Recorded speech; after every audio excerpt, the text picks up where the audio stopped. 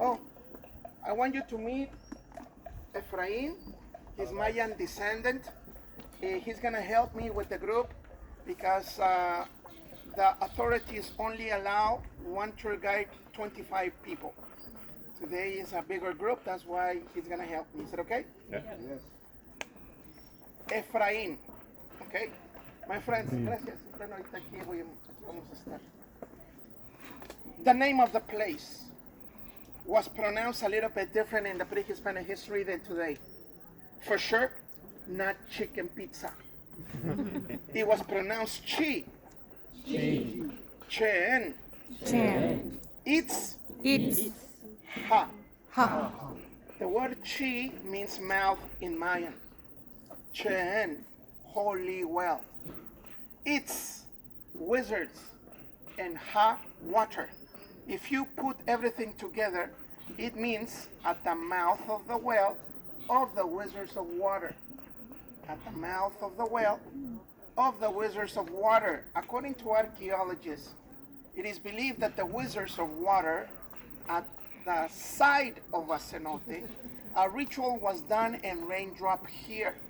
That's why it has this name. At the mouth of the well of the wizards of water, a ritual was done and rain dropped here. So tequila group. That means that its size, the wizards of water, is the Mayan tribe that constructed this religious center. Is that understood? I'm telling you this because in the pre-Hispanic history, every Mayan tribe had its own name. Archaeologists named them Mayas to unite them. Same language, same traditions and knowledge, etc. Is that okay? So, we have information that this place started to be occupied 100 years before Christ. But in the year 200 after is when this place becomes wealthy, knowledgeable, and powerful. Wealthy, controlling a system of trading that I already mentioned about. Do you remember? Knowledgeable, the Mayas from here were very advanced in mathematics, astronomy, and architecture. Powerful, very well known all the way to Guatemala, to the other side, very close to Mexico City. Do you locate Mexico City in the middle of our country? Well, my friends, Mayas were known all the way over there. I would like to mention that from 200 to 850 is the great period of time when this place ruled the area. In the year 850 after Christ, this place starts to be invaded. When somebody becomes rich, like Chichen Itza did, he had enemies. Do you agree? Yes. The enemy of Chichen Itza was Coba. Have you heard of Coba? Another archaeological site of the Mayas, 100 kilometers away from here. It used to be bigger than Chichen Itza. So they start to invade this place because they wanted the control of this commercial system in the area. Its size from here, we're about to lose everything when a second group arrives here. But they were not Mayans. The second group that arrived here came from the center of Mexico, and they are known as Toltecs. Have you heard of Toltecs, my friends? Listen, different features than Mayas. They spoke different language. They were taller than Mayans. The difference in between Mayas and Toltecs. The Mayas, very intelligent, very knowledgeable. Toltecs were mercenaries, warriors. So very intelligent. The Maya king of Chichen Itza, when the Toltecs arrived here, makes an alliance with them.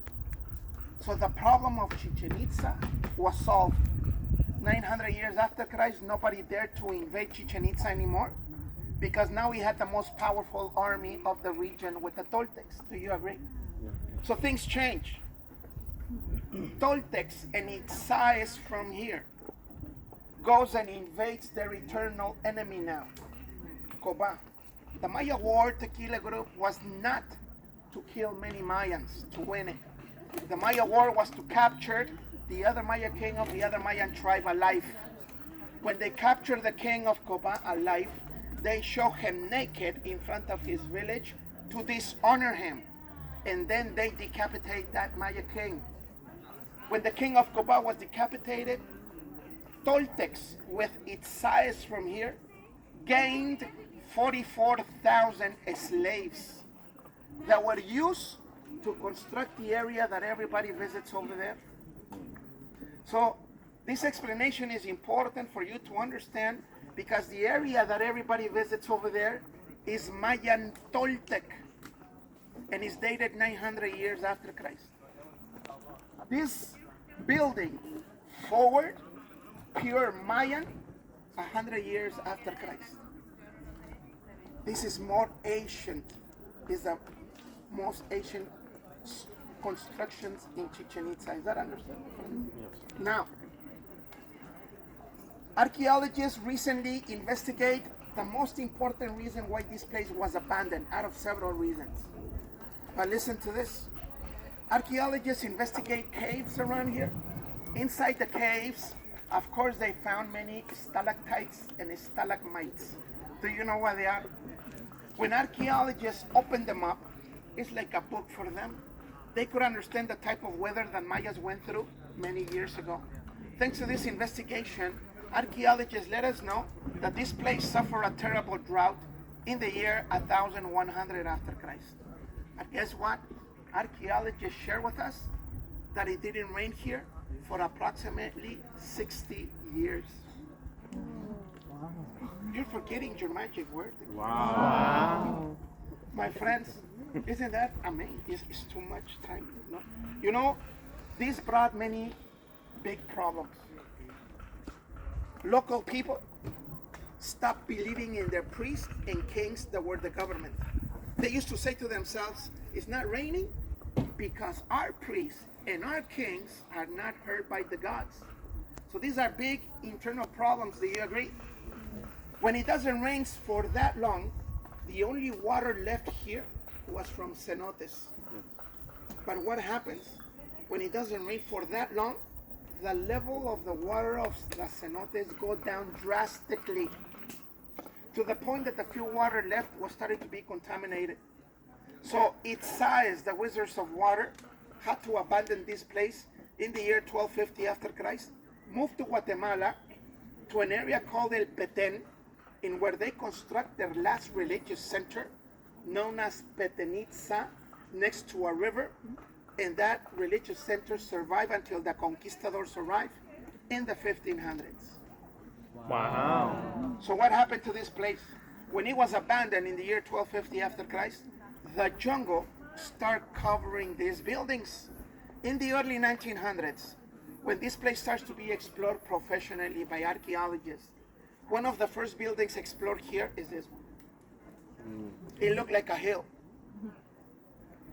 The trees destroyed the temple above, so it's a base of a temple. My friends, archaeologists investigate the building and found out that there is a natural cave inside. Natural cave. Inside the natural cave, they found the burial of a high priest. The skeleton of this high priest found here is exhibited at the Museum of Anthropology in Mexico City. And it was found, the skeleton, wearing a lot of jewelry of obsidian. Wow. Do you remember bracelets like this? From their wrist all the way to their elbows on both arms. What was the obsidian, the jewelry of obsidian for? Protection. Not preserving, is protecting from negative energy. At their underground world, so they could live again. Is that understood? Mm-hmm. So my friends,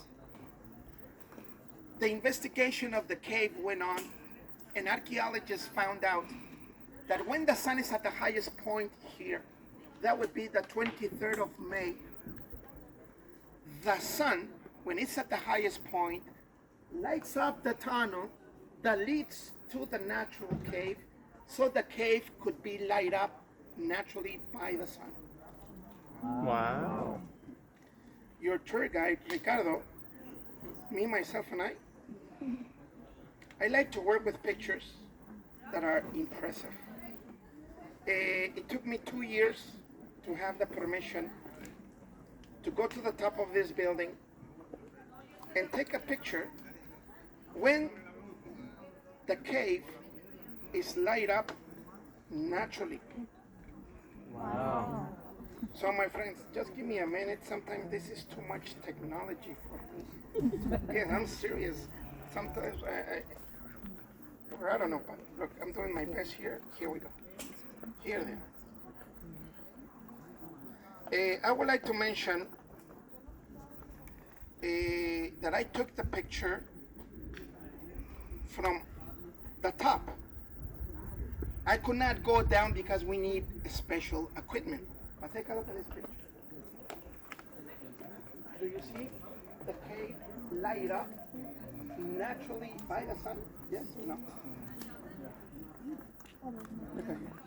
You see my friend? Look at here. Look at here. Look at here.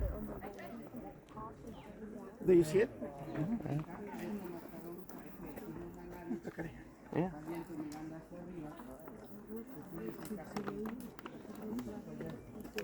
How the sun is lighting up the cave naturally. Isn't this impressive, yes or no? Yes. Once a year, when the sun is at the highest point. Once a year. Tequila group. Believe it or not, this picture let us know that the Mayas from here were very advanced in mathematics, astronomy, and architecture. Because there is no doubt, in order to make this happen, that they had to construct this building aligned with the cycle of the sun in order to light up the cave naturally when the sun is at the highest point. Wow. Wow. Now listen to this. Mayas didn't used to wear sunglasses like us. And they had to study the cycle of the sun. So they had to see it. Do you agree? But if we see the sun directly, our retina can get burned and we can become blind right away. Do you agree, yes or no? Yes. So what did the Mayas use to protect their eyes? Observing the cycle of the sun. You got it. 5 points less in your exam. Take a look at this. Mayas use plates of obsidian.